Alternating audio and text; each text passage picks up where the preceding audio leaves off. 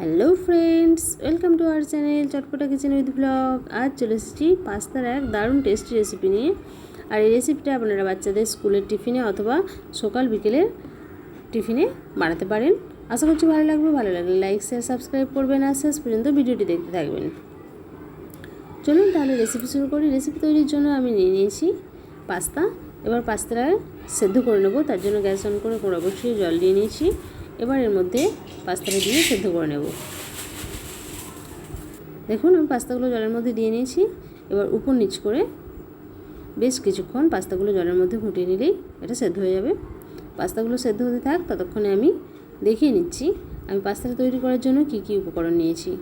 আমি নিয়েছি পেঁয়াজ কুচি, শসা কুচি আর টমেটো কুচি, কাঁচা পাকা লঙ্কা কুচি।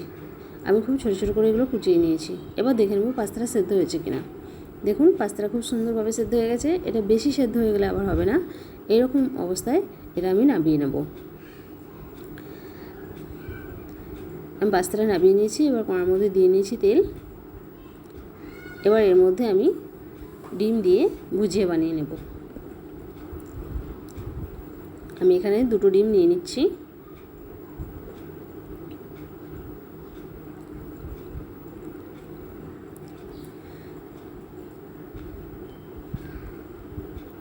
দেখুন আমি 2টো ডিম নিয়ে নিয়েছি।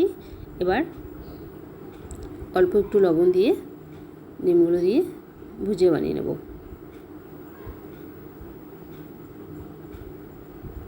আমি এটা ডিম দিয়ে করছি, আপনারা চাইলে চিকেন দিয়েও করতে পারেন। ডিমের ভুজিয়া আমার রেডি হয়ে গেছে। এবার আমি এটা প্লেটে নামিয়ে নেব।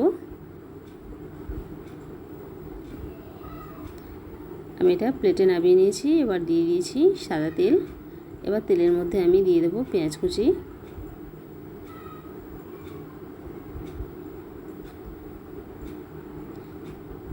এবার পেঁয়াজটা একটু হালকা করে ভেজে নেব। আপনারা চাইলে এখানে গাজর ক্যাপসিকামও দিতে পারেন। দেখুন পেঁয়াজগুলো হালকা ভাজা হয়ে গেছে।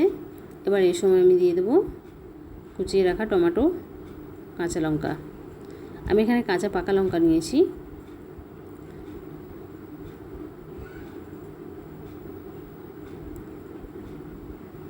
এটা ভাজা হয়ে গেছে। এবার আমি এর মধ্যে দিয়ে দেবো কুচিয়ে রাখা টমেটো,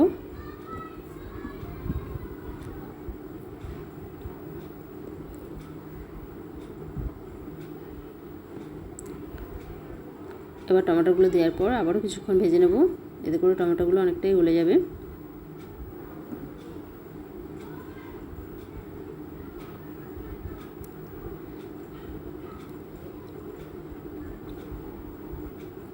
দেখুন টমেটোগুলো ভাজা হয়ে গেছে। এবার আমি দিয়ে দিচ্ছি পরিমাণ মতো লবণ আর চিনি।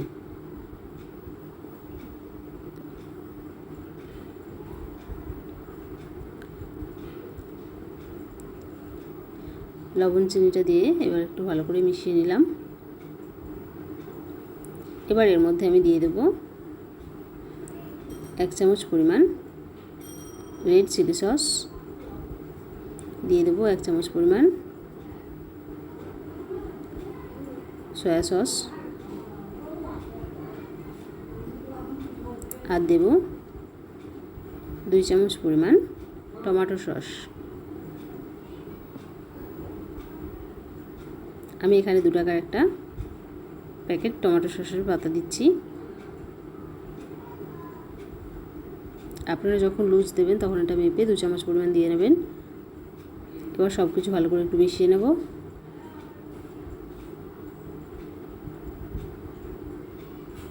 এটা মেশানো হয়ে গেছে। এবার এর মধ্যে আমি দিয়ে দেবো সেদ্ধ করে রাখা পাস্তা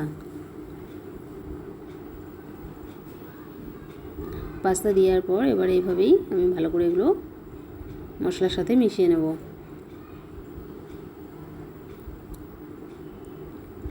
দেখুন এগুলো মেশানো হয়ে গেছে। এবার এই সময় আমি দিয়ে দিচ্ছি কুচিয়ে রাখা শসাটা দেওয়ার পর বেশ কিছুক্ষণ একটু নাড়াচাড়া করতে হবে।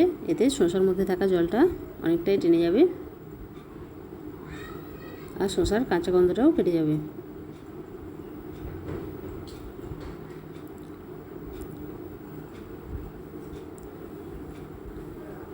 দেখুন বেশ কিছুক্ষণ আমি এগুলো নাড়াচাড়া করে নিয়েছি। এবার এর মধ্যে দিয়ে দেবো ডিমের ভুজিয়া।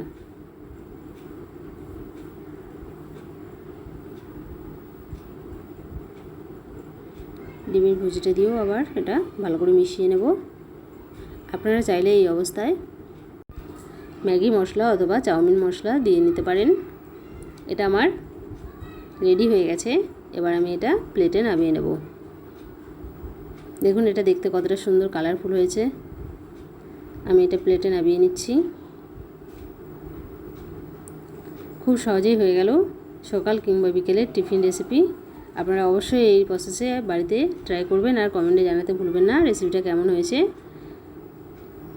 রেসিপি দেখে ভালো লাগলে অবশ্যই লাইক শেয়ার সাবস্ক্রাইব করবেন আর পাশে থেকে উৎসাহ দেবেন নতুন নতুন রেসিপি তৈরি করার জন্য। ভালো থাকবেন, সুস্থ থাকবেন।